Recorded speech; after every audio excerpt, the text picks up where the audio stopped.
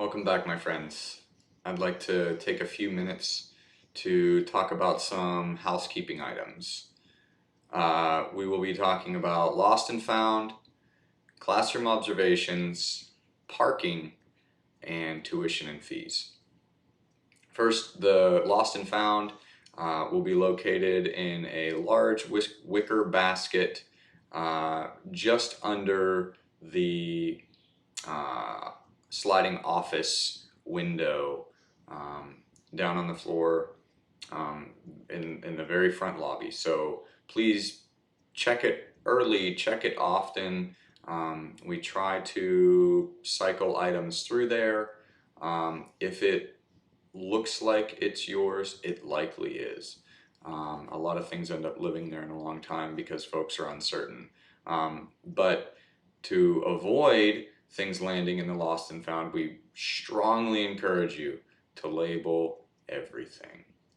Socks, shirts, water bottles, ice packs, spoons, anything that you send to school. The most uh, likely way to make sure that it gets back to the right place is by labeling. So I can't encourage you enough. Even things that seem like it might be silly to label, do it, and we'll make sure that it gets back to the right place. Um, Talk about classroom observations. In the fall and in the spring, we invite our families to come in and spend some time in the classroom during work cycle so that you can really get a sense for the benefits of a Montessori education. And we want you to see firsthand what your child does each and every day here at school. We allow the first 6 weeks to be a time where everyone is acclimating and getting used to classroom and teacher and friends and materials and routines. But in mid-September, we will begin those fall observation opportunities.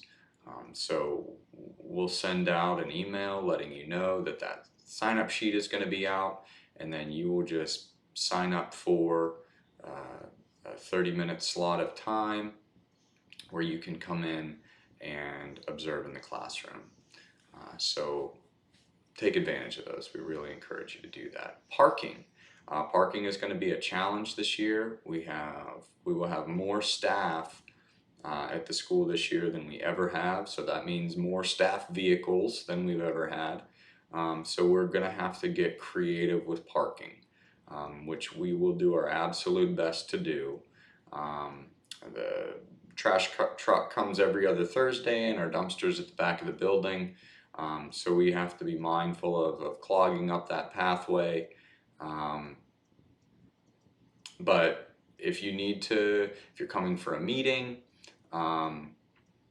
you're coming in the afternoon for pickup, and it's going to take a little bit more time than you think, lingering in the loop is going to allow for, feel free to find a spot in the grass. It's not a problem at all. Like I said, we're going to have to get creative with our parking this year. So yeah, just bear with us and do your best to find a spot. Tuition and fees. Tuition is invoices go out at the end of each month.